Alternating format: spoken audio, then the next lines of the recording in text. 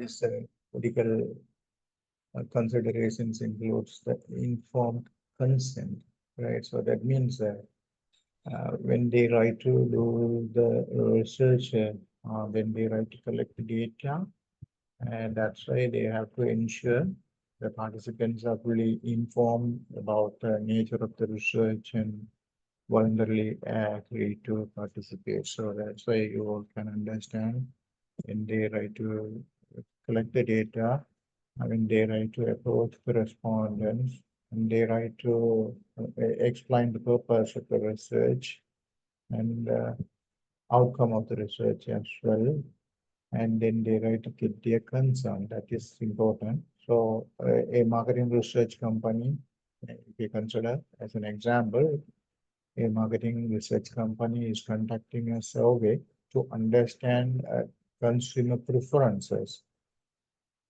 for a new product. So when they understand the consumer preferences for a new product, then they try to gather some information. So informed consent means the participant must be fully informed. That means they try to explain, right, thoroughly to the participants about the purpose of the survey. So then uh, what their participation will involve and how their data will be used and any potential risk or benefits about that research.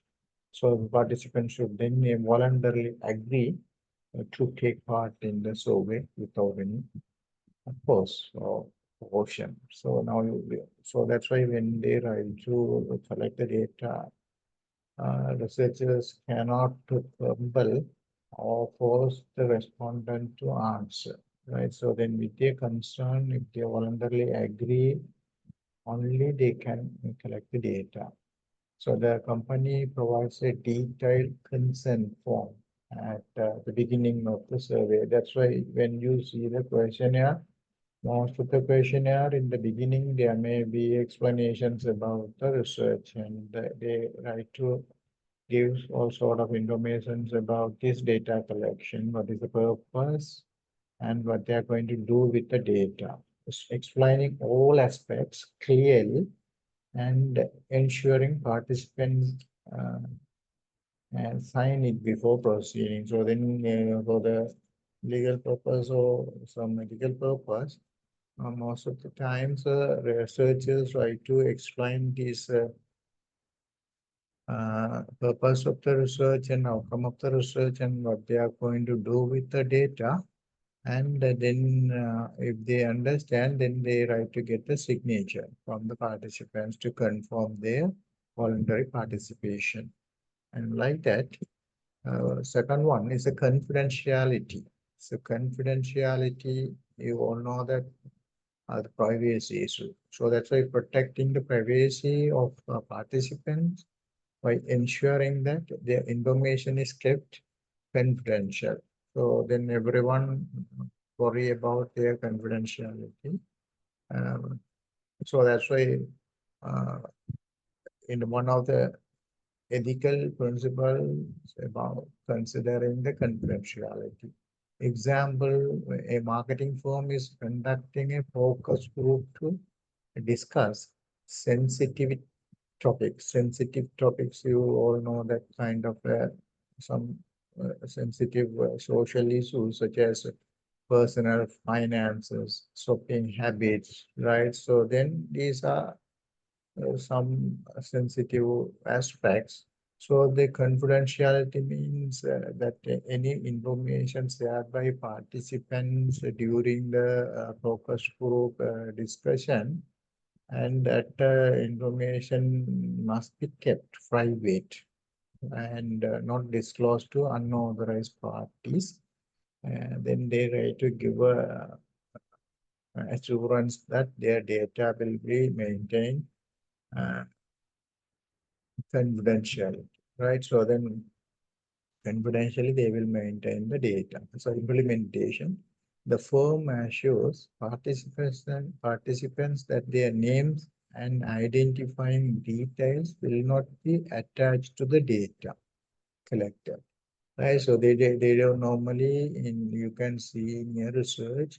Uh, they don't mention the name of the respondents. Instead of they can say respondent one, respondent two, respondent three, or participant one, participant two, like that. They don't mention the name. Only they write to mention the participants or respondents. Why they are doing that? To maintain the confidentiality, right? And a report generator will use aggregated data to maintain that anonymity. That means they don't reveal any details about the participants. And another one is the avoiding the harm. That means researchers must minimize any potential harm to participants and ensure their well-being. Right. So when they don't make any harm to the respondents. And when we talk about some example, a company is testing a new advertising campaign, right? A company is planned to test a new advertising campaign that might include emotionally charged content, right? Emotionally charged content in the sense it can affect emotionally someone when they are watching the content may be affected emotionally due to the content. So then avoiding harm means considering the potential emotional or psychological impact of the campaign on participants during its testing phase. So when they try to do some experiments by showcasing some advertisements, that advertisements may be related to some emotional content. So then some participants, when they watch that advertisement, can be affected emotionally. So it can harm them. So better to avoid this kind of harmful advertisements to affect the participants emotionally and psychologically. So then the company pre-test the campaign with a small group, right? So then they can make sure whether that content may be emotionally affecting the participants or psychologically make any impact on participants like that. Before they go for a research, they have to make sure with some small groups. So monitor reactions closely and adjust the content if any participants show sign of distress or discomfort after watching the advertisements, then they try to modify it to avoid this kind of harmfulness, right? These are some ethical principles normally researchers should follow. Another one is the integrity and honesty. Integrity means the maintaining the integrity of the research process, so including the honesty in reporting results and avoiding the plagiarism. That is very important. These are nowadays very serious concern among the research society about this integrity and honesty because people sometimes misuse and mislead while doing some malpractices. So, example, a marketing research firm is reporting the results of a consumer satisfaction survey. Integrity and honesty mean accurately representing the findings without altering data or making misleading claims to suit a desired outcome. So that's why people always concern about the authenticity of research because some organization if they want to portray that their customers are more satisfied and they may say, based on the survey, 90% of the customers are highly satisfied, but actually that may not be the real case. Sometimes they may alter the results. The satisfaction may be 50%, and they are altering it and saying it as a 90%. This is not a way to do the research, or then this is not a good way. So that's why integrity and honesty is very important and the plagiarism also. Plagiarism in the sense, just when they are doing a research, they are copying some other previous researchers' ideas without proper acknowledgement and without making any changes, and they are includes that content in their research is a serious offense. That is considered as a uh, plagiarism. So when they try to do this kind of integrity and honesty, they want to follow it. So the firm publishes the raw data alongside the interpreted results, ensuring that the analysis is transparent and open to the scrutiny. So then the researchers sometimes try to give the authenticity or try to make it as a honest research. Then they are publishing the data alongside the research report, because someone can see the data, raw data.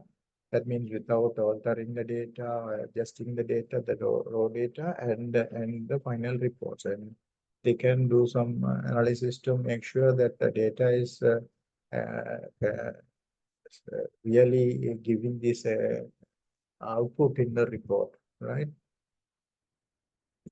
And another one is the respect for participants. So that means treating the participants with respect, acknowledging their autonomy, and considering the cultural sensitivities. So then is also an important uh, the examples. A market research team is conducting interviews with the participants from diverse cultural backgrounds. There are maybe different people there the in the interviews, as the different people with the different cultural backgrounds. So the respect for participants means recognizing and valuing their autonomy and cultural sensitivities toward the research process, because of the different cultural values, then they can express their ideas. So then researchers should respect each participant's the ideas based on their cultural aspects. So the team receives cultural sensitivity training and ensures that interview questions are respectful and appropriate for all cultural contexts, because without affecting their cultural aspects, then they right to ask the questions politely. They also offer participants the options to withdraw from the study at any time without any penalty, because some research, when they write to initially they can give the consent to participate in the interview or research process too. But the middle of that process, sometimes they may feel discomfort, or they may feel it is not appropriate. So then they can leave any time without any penalty. So then the researcher cannot compel them to continue, because that is another ethical aspect. So as I said earlier, the voluntary participation is expected in the data collection, right? And compliance with the regulations. That means following the legal and institutional regulations, right, in the research. Uh, any examples when we discuss, a company is conducting an online survey that collects personal data from uh, some residents. Compliance with the regulations means adhering to relevant laws and guidelines, right? So that may be some laws protecting the people, right, privacy. So then they want to follow that. So the company implements robust data protection measures, obtains explicit consent for data collection and processing, and provides participants with clear information on their rights, right? So then by following these ethical principles, so marketing researchers can ensure that their work respects the rights and well-being of participants, maintains the integrity of the research process, and complies with applicable laws and regulations. So that's why this is also important in the research methodology to follow the research ethics. So now we can move towards some research onion model. This kind of a model explain or depicts the different aspects of the research. So then in this onion, right, model, research model, you see in the most outer circle represent the philosophy, right? Represent the philosophies, right? So then other circle represent the in the philosophy there are positivism, realism, interpretivism, and pragmatism are there.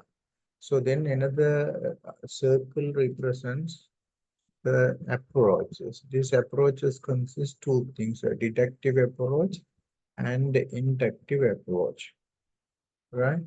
So then another circle, what are the strategies they are using? That strategies may be the experiment, survey, case study, action research, grounded theory, ethnography, archival research are the strategies they can use.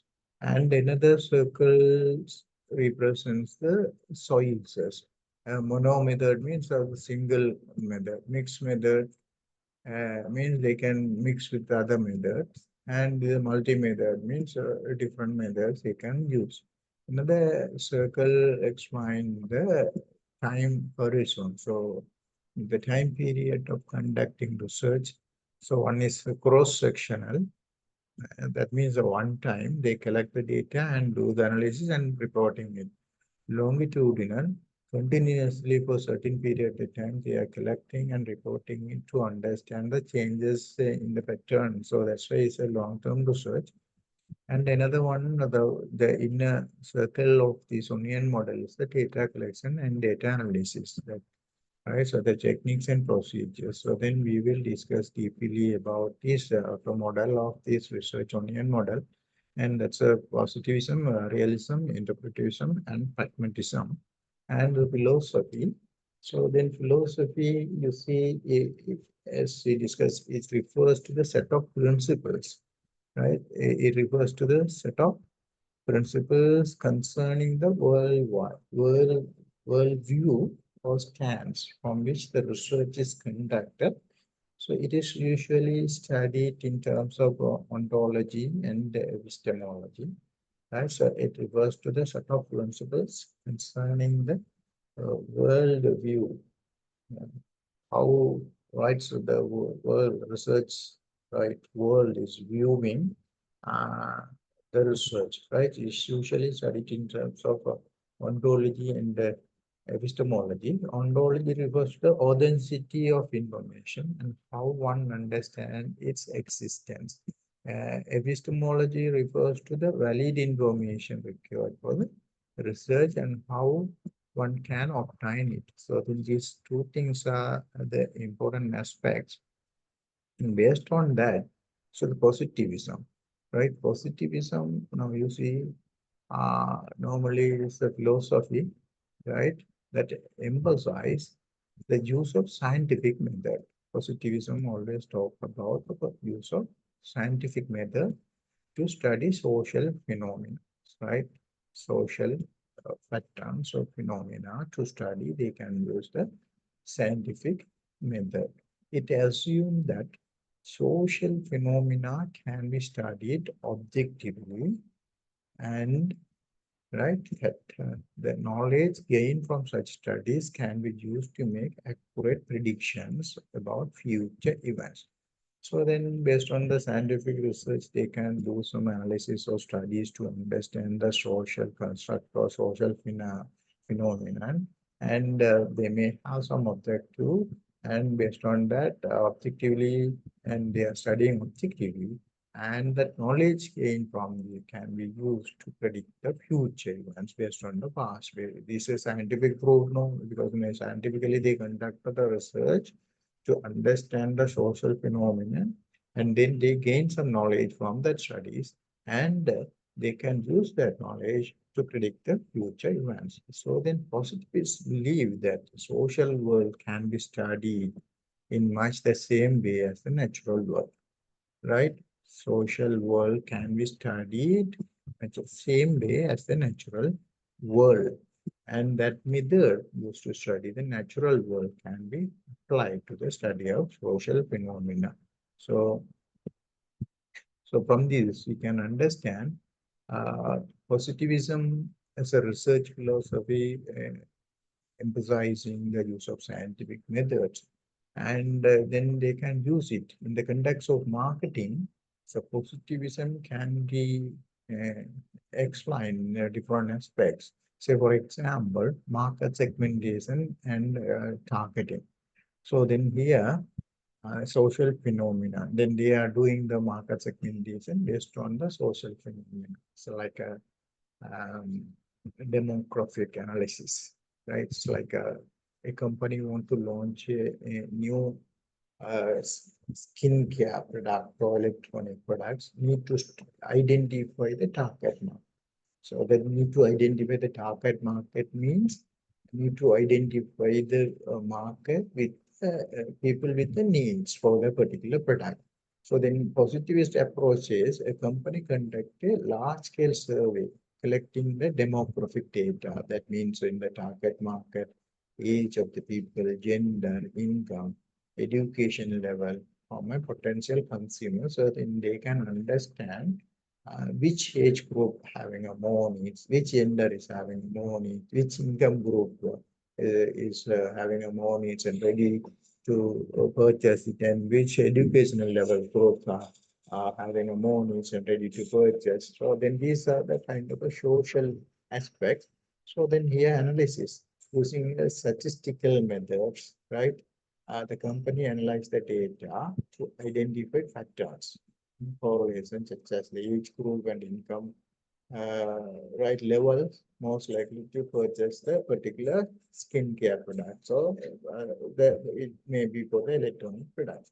So then outcome, when we talk about the outcome of this study, the objective data, the objective data allows the company to predict which demographic segments will be most responsive to the product.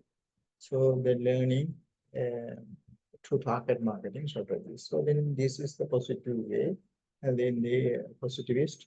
So positivism is in the show, doing a scientific research in the social phenomena. Social phenomena means in the target market, there are people. People always part of the society, and they are representing the social phenomena, and they can use that. And consumer behavior studies, right? So consumer behavior studies, the example, purchase behavior analysis. They can do that. It's like that advertising effectiveness, everything. Because for consumer behavior, if they want to understand a retail supermarket company, say chains like that, a retail chain wants to understand the factors influencing consumer purchasing decision during holiday season. So then they like to do a research, a point of sale data, loyalty card information to collect data on purchase behavior over several holiday season in the past, and they can predict in the future. Now you see systematically they have done a research, and now based on that finding they can use that to predict the future events, right? One of the examples also we can discuss about the advertising effectiveness. So a brand launches a new advertising campaign and wants to measure its effectiveness. So what they can do, the brand uses experimental methods such as uh, testing that advertisement to some groups, and we have one group is exposed to the advertisements and another group is not exposed to the advertisement, right? So then here they can find the differences between these groups. But then this is also kind of a social phenomenon. Now you can understand this is the uh, aspects of this positivist approach, right? So another example also we can see how they can do the product development and testing. A technology company is developing a new smartphone and want to test its appeal before the official launch. So then company what they can do, the company conducts a structured survey where participants rate the various features of the prototype. Prototype means the sample they developed as going to launch the final product. This is normally considered as a prototype, right? So then they try to get this all data and they can scientifically finding the findings, and then they expect that this is a people are preferring these features, and when they market the product, people will prefer like that. They can make a decisions, right? And another aspect is the realism, right? Realism. Earlier we discussed deeply about the positivism. Now we can discuss about the realism. Realism is a research philosophy that emphasizes the importance of studying social phenomena in their natural context. Right? So now you can understand. Emphasize the importance of studying the social phenomena in their natural context. That's in the real world situation. The realists believe that social phenomena are complex and multifaceted. So then in the real world setup, the social phenomena is very complex one at the same time. So it is multifaceted. That means the different phases that they are. So and that they cannot be reduced to simple cause and effect relationship. So then they argue that social phenomena are best understood by studying them in their natural context, right? Rather than by breaking them down into smaller parts, they want to study as in their natural uh, context, right? So when we discuss about this, how they are going to do this perspective is, of course, as we also know, using the social phenomena to simple percent of the relationship. And it's arguing about the holistic approach than the single research. So here are some example we can discuss about consumer behavior in retail setting, right? How they can do this realism, right?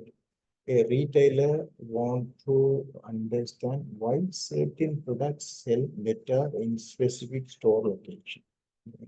So the researcher want to understand why certain products sell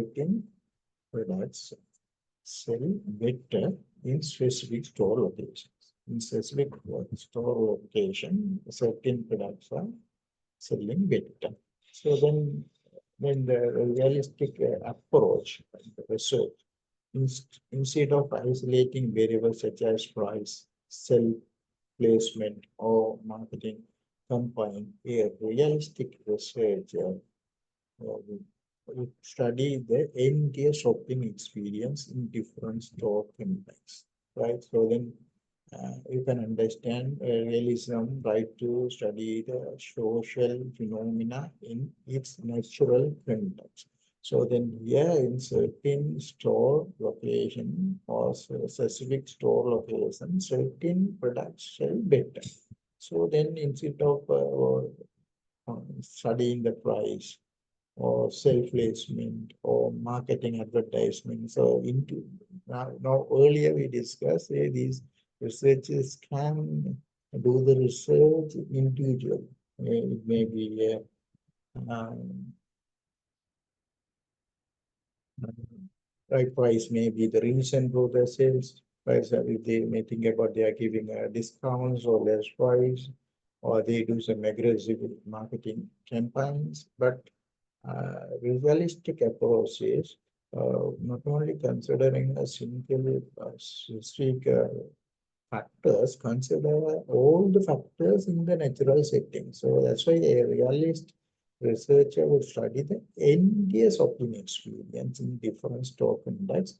And they might observe customer interactions, store layout, lighting, and even ambient music, recognizing that these elements collectively influence the purchasing decisions. Now we can understand realism is studying the social phenomenon in its natural context. So then study the context and the aspects will be considered when they are studying these natural settings, right? So by observing the natural shopping environment, the retailer might discover the social interaction among shoppers or the overall ambience of the store significantly impact the sales. Ambient means the atmosphere, lighting, sound, the decoration, so neat, also whatever it is, right? So that's all. So store atmosphere uh, totally can impact the sales. Inside that would be missed if only individual factors were analyzing the separately. We are going to study the price separately, advertisement separately, customer relationship with the employee customer interaction separately. That cannot give you the whole picture. That's why realist the approach, they try to study the entire aspect of the particular phenomena to get the real picture of the context. Same thing for the, so another example also we can discuss about social media influencer marketing. Social media influencer marketing example, a company wants to understand the impact of influencer endorsement on the brand perception, right? A company wants to understand the impact of influencer endorsement on brand perception. Now, here two things you should understand: the influencer endorsement. Influencer endorsement in the sense some celebrities, film stars, sports personalities, they try to advocate a particular brand in the advertisements. Now you see Sri Lankan cricket legends sometimes they appeal for the particular brands. Emerald is earlier Emerald, right? Always used the cricket legends in Sri Lanka World Cup, right? Winners, especially they use in the advertisements to endorse the brand by this personality, and they may think about this influencer endorsement can make some uh, different perception. So then, if you want to study to understand the impact of influencer endorsement and brand perception, the realistic approach that they can do, rather than just measuring the direct impact of an influencers first, right? Just measuring the direct impact of some influencers first. So that means just only, not only just they are seeing the influencers their post, right? Like sales comments, etc. A realist would study the broader context of the influencers' engagement with their audience. Right? So this includes the influencers' overall persona, the nature of their relationship with the followers, and the context in which the brand is featured. So then now you can understand even the companies can use the influencer endorsement to increase the brand perception among the consumers. But there are some other factors also important because some influencers, some followers don't follow that influencers and they don't consider them as a kind of influencers. So the overall, we can select majority of the people may read them as a influencer, but some other audience may consider them as an influencer. In that case, the endorsement cannot make any significant impact on the brand perception and in which context they are normally doing that. So, especially during this IPL and this T20 World Cup now is going on, you can see some sports personalities, they are doing the endorsement. You can see some television advertisements and they are doing advertisement because that is the context because most of the youngsters the cricket enthusiasts they are watching that matches during that they can influence them. So they consider them as influencers to endorse the brand. So this is the context. Sometimes this context may be appropriate. So that's why in other contexts, in other contexts means without any cricket match in during the drama series or so the movie interval, if you are using this cricket legend as endorsed, endorses to endorse the brand, sometimes that not may not work, right? So that's right. Now you can understand when the realism is when the realist researchers normally consider the social phenomena in the entire aspects, right? So not only break down the aspects into different um, components, and they don't separately do that. They don't separately consider these things may be appropriate. So that's why they consider as a whole uh, picture, right? They consider everything. In the aspects they consider when they are doing the research, right? So now you can understand this realism. So then realism, already we have discussed about this realism as well. So now what we can do, we can stop here, and if you have any questions or clarification, you can ask.